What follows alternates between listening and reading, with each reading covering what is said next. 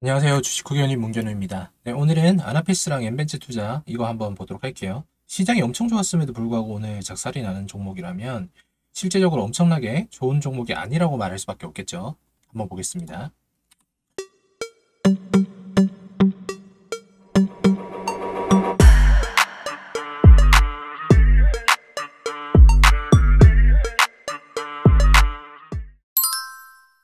오늘 아나페스 보시면은 마이너스 9%대를 이제 기록을 하고 있는데요. 시가총액이 2,371억 원 정도로 되는 회사로서 어쨌든 매출액 자체가 엄청나게 변동성이 커요. 그러면서 영업이익도 그렇게 따라가면서 좋지 않은 흐름을 보여주고 있습니다. 여기도 보시면은 뭐 그렇잖아요. 그죠?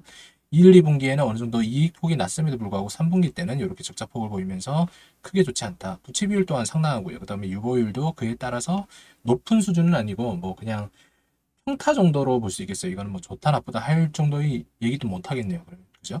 그리고 BPS 보시면은 와 자산 가치가 이렇게 왔다 갔다 할 정도면은 회사가 어딘가 문제가 있다는 것을 분명히 인지할 수 있겠죠. 그럼에도 불구하고 주당배당금은 여기서 100원을 줬어요. 영업이익이 이렇게 완전히 작살이 났음에도 불구하고요. 이러면 오너리스크까지 있다고 말씀을 할 수가 있겠죠.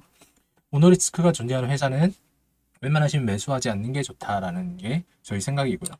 어쨌든 간에 뭐 여기 보시면은 이렇게 뭐 또 지분율 자체도 되게 복잡해요. 뭐 외 3인, 아이베스트 투자 외 6인 뭐 이런 식으로 해가지고 총 그러면은 4, 7 해가지고 11명의 특수관계자가 존재를 한다는 얘기인데 이 특수관계자가 가지고 있는 게 유동주식수가 그 최대주주가 가지고 있는 게 28%밖에 안 돼요. 그러면서 또 72% 정도는 유통이 되면서 어느 정도의 주가의 흐름을 망치고 있다라고 볼 수가 있겠죠. 자, 아나피스, GCT 리서치에 40억 대여를 결정하고 뭐 60억 규모의, 99억 규모의 뭐 담보를 갖다가 계속 제공을 하고 있어요. 총 한 200억 정도를 갖다가 하고 있는데 이건 뒤에 가서 말씀을 드릴게요.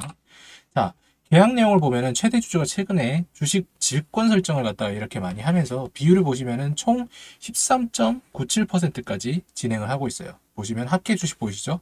163만 주 정도. 그러니까 이제 그 담보 제공을 했다는 얘기죠. 담보 제공을 했는데 여기 담보 계획 이후 추가제 기재사항을 이렇게 보면 채무자가 또 GCT 뭐 이렇게 되어 있고 최대주주 이름도 들어가 있고 그죠. 그다음에 엔벤처 투자 주식회사 그다음에 뭐 GCT 리서치 이런 식으로 되어 있죠. 결국에는 뭐 이 회사가 이 회사나 비슷한 거죠. 비슷한 건데 총 금액을 봤더니 414억 원이나 되어 있어요. 와, 414억 원 정도를 갖다가 이자율이 4%면 뭐 높은 건 아니지만 그래도 이 회사 시총이 있는데 그렇게 건전하진 않겠죠. 왜냐면 시가총액이 크지 않은 회사에서 그다음에 최대 주주가 20% 정도의 뭐 28% 정도의 지분을 가지고 있는데 여기서 무려 이경호라는 사람 혼자서만 저 정도로 비율을 담보를 내고 있다는 거는 긍정적이지 못하다는 거예요. 아차하면은 최대 주주 반대 매매도 나올 수 있는 그런 상황이 될 수도 있겠죠. 계속 주가가 하락하게 된다면. 자, 어쨌든 사업의 개요는 여기 보시면은 뭐 타이밍 컨트롤러 및 그다음에 TCON 인베디드 드라이버 IC 뭐 이렇게 되어 있습니다. 뭐 어렵죠, 얘기가. 팹리스 업체이면서 무슨 시스템 반도체를 갖다가 만드는 회사다라고 되어 있고요. 팹리스 여기 보시면은 반도체의 제조 공정 중 설계와 개발을 갖다가 전문화한 회사다. 이렇게 돼 가지고 우리는 요 팹리시에서 설계를 하게 되면은 파운드리라는 거를 갖다가 보내서 요 파운드리가 SK 하이닉스랑 삼성이잖아요. 그래서 여기서 생산을 해가지고 수율이 좋으면은 외주 업체에서 계속 생산을 받고 돈을 버는 그런 구조인데 어쨌든 여기는 팹리스 회사래요. 반도체 산업은 크게 설계에서 생산까지 책임지는 반도체 회사와 요거 하나가 있고 네 가지로 이루어져 있어요. 일반적으로 팹리스 회사, 그 다음에 위탁받아서 하는 파운드리 회사, 그 다음에 여기 패키징 앤 테스트 회사 이렇게 되어 있고 그죠? 그렇게 되어 있다.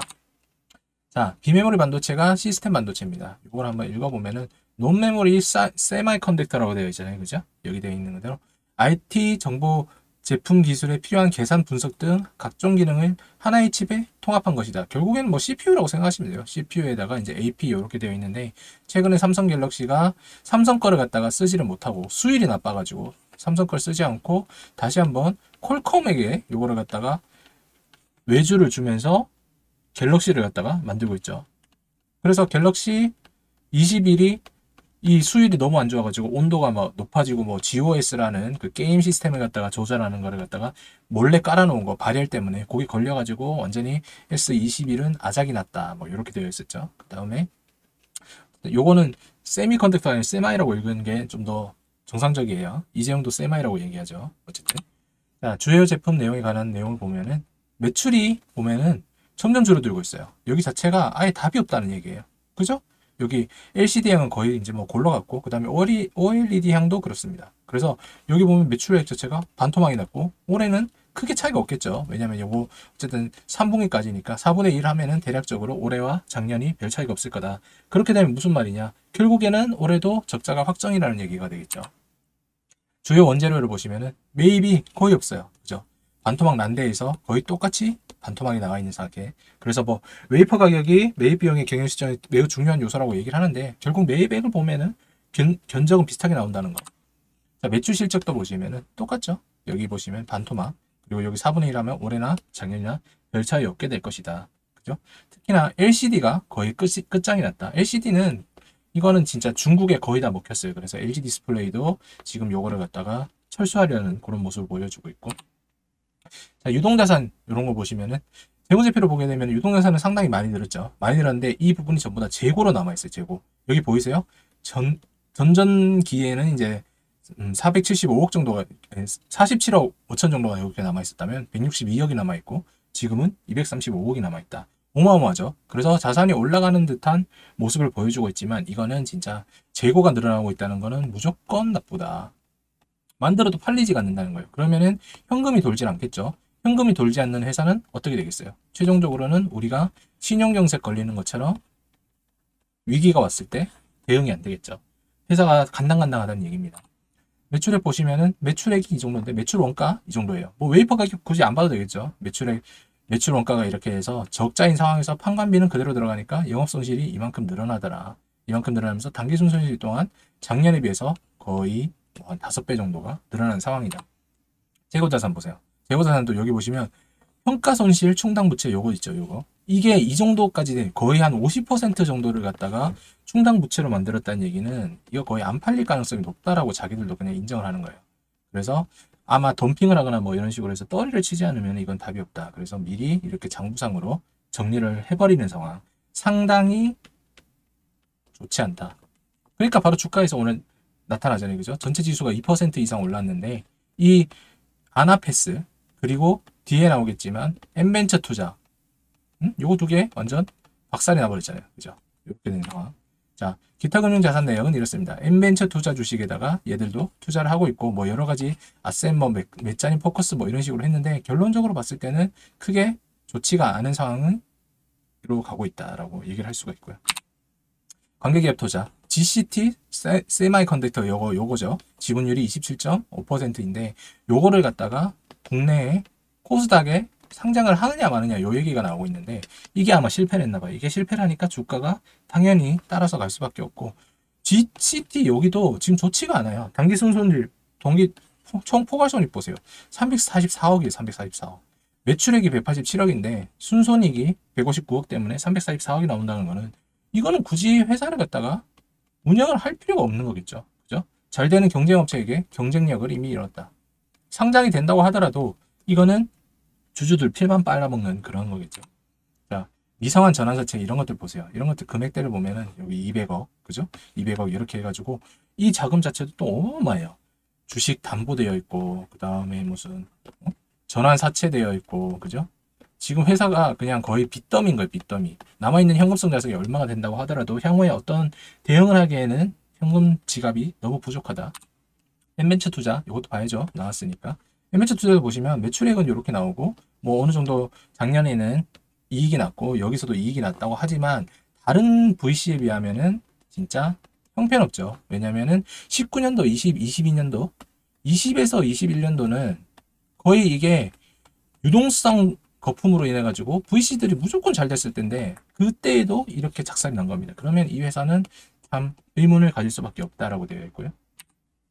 자, M벤처가 뭐 이렇게 했는데 GCT 세미컨덕터의 투자 결실을 눈앞에 뒀다라고 얘기를 하죠. 한국거래소에 코스닥 상장 예비심사 청구서를 갖다 제출을 했는데, 근데 이것도 되게 이상한 게 미국 건데 지분율이 27.5%밖에 안 되잖아요. 그죠? 엄청나게 오래됐었는데 이거를 갖다가 2,100만 주를 갖다 공모를 한다. 2,100만 주면은 상장 주식 치고도 어마어마하게 많죠. 일반적인 상장 주식들이 공모 IPO를 했을 때 보면은 대략적으로 한 800만 주, 요 정도만 하거든요. 근데 이거 거의 3배 하잖아요. 3배면은, 와, 자금이 진짜 많이 필요한데, 이 회사가 제대로 되지 않는구나라고 우리는 앞에서부터 볼 수가 있죠. 뭐, 통신 장비 전용, 반도체 팹리스 전문 기업이다. 이렇게 되어 있고, 기술성 평가 A등급을 획득해가지고, 기술 특례 상장을 추진하고 있다. 이렇게 되어 있습니다. 근데 이게 아마 잘 안 됐나 봐요. 그죠? 5세대 통신칩 시장을 선도하고 있는 압도적인 기술력으로 향후 기업 가치가 더욱 높아질 것으로 예측이 된다.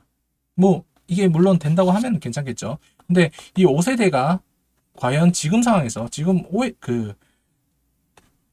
5G 나온 지 오래됐잖아요. 5G 나왔는데 아직도 기술력에 대해서 이게 독보적일까요? 그렇지 않을 거라고 저는 판단이 됩니다. 왜냐하면은 그 블루오션이란 거는 초기에 점유율을 갖다가 많이 해가지고 거기서 돈을 왕창 벌어야 돼요. 왕창 번 다음에 캐시카우가 아래로 떨어지게 된다면 안정화가 오게 된다면 여기서부터는 레드오션 되거든요.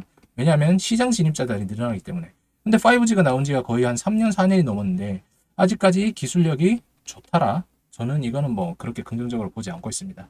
뭐 사는 사람들이 이렇게 얘기를 하겠죠. 버라이즌 커뮤니케이션즈와 뭐 연내 상용화를 목표로 5G 칩셋을 공동 개발했다 뭐 이런 식으로 얘기를 하는데 제가 봤을 때는 이게 15년 이상 GCT 세미컨덕터에게 투자를 했는데 아직도 결실을 못 맺었다면 이건 잘못된 투자가 아닐까라고 생각이 됩니다. 어쨌든 차트 한번 보면서 다시 이야기하도록 하죠. 자, 차트를 보시기 전에 잠깐 이제 그 강의에 대해서 홍보를 잠깐만 하자면 가디언즈 클래스 1기를 갖다가 제가 만들었어요. 그래서 강의 주제는 매도로 수익을 내는 법입니다. 매도로 수익을 내는 법. 여러분들이 항상 이제 포지션을 갖다가 매수를 한 다음에 올라가면은 매도를 하는 거에 익숙해져 있잖아요. 근데 이거는 경기 사이클이 항상 이게 우상향으로 됐을 때 충분히 확률적으로 높은 건데 지금 상황에서는 여러분도 아시다시피 이렇게 우하향으로 계속 내려간다고 말씀을 드렸죠. 그랬을 때는 어느 정도의 포지션은 매수에 100% 담는 것보다는 매도도 함께 담으면서 요거를 갖다가 상충시키며 수익을 보시는 게 낫습니다. 좋은 종목 같은 경우에는 매수를 해서 기다리면은 시간이 든든하다 싶으면 이제 올라오면은 매도를 할 기회를 많이 주잖아요. 그래서 저가에 담는 게 좋다. 근데 이 저가가 경기 침체가 된다면 계속 이어지게 된다면 얼마나 답답하겠어요. 그죠? 그럴 때는 매도를 그러니까 고평가에 있는 종목을 갖다가 매도를 해서 요거를 갖다가 다시 차익을 보고 그 차익분만큼 요 좋은 종목에다가 매수를 하게 된다면 그것만큼 좋은 게 없겠죠. 지루하지도 않고 시간을 갖다가 이어가면서 종목 수량을 늘릴 수 있는 그런 정도, 그런 그 시스템을 가져갈 수 있으니까요. 그래서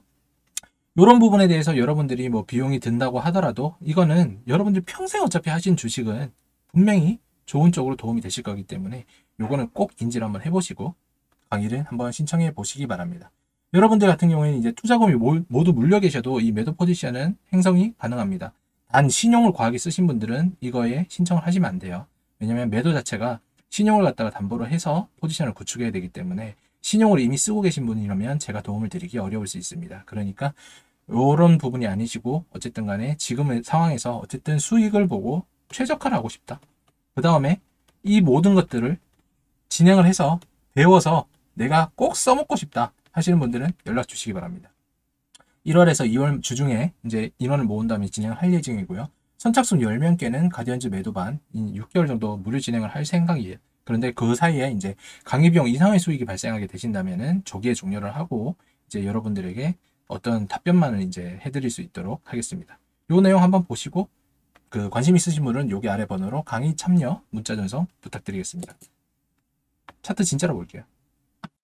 아나페스부터 먼저 보면 아나페스 지금 정신이 없죠. 이게 보면 여기 5G 뭐 초반에부터 시작해가지고 일단은 여기 쭉 빠졌다가 그죠? 거기서 이제 올라오면서 다시 한번 뭐 어떤 탄력을 받으려는 상황인데 코로나 때니까 이건 당연히 빠질 수밖에 없었던 거고 여기서 어떤 가시적인 부분이 있었다고 하면은 원래 정상적인 기업이면 이 유동성으로 힘을 내는 가지고 여기를 뚫고 올라갔어야 돼요. 근데 전혀 그렇지가 못했다는 부분이 너무나 아쉬운 부분이고 그 다음에 버텨주지 못하니까 회사 자체가 긍정적인 부분보다는 나쁘니까 지금 하락을 하는 거겠죠. 그나마 여기서 버틸 수 있었던 이 박스권을 버틸 수 있었던 체력은 아까 봤었던 GCT 거기가 이제 코스닥이 상장을 하느냐 마느냐인데 이미 주가가 모든 걸 알려주고 있잖아요. 그죠? 여기서 보시면 거래량 터지면서 계속 하락하는 거 보이시죠? 그럼 이거는 측근에서부터 이미 알고 있는 겁니다. 우리 코스닥 상장이 이미 뽀록 났구나 끝났구나 라는 생각을 하면서 이렇게 던지는 거예요. 그래서 이런 부분에 대해서는 어느 정도 이해를 하셔야 되고 엠벤드 투자도 마찬가지예요.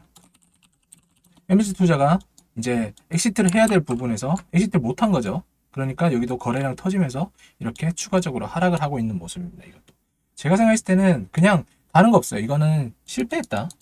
왜냐하면 주가가 성공했으면 반대로 올라가게 돼 있습니다. 이거는 우리가 그런 거랑 똑같은 거잖아요.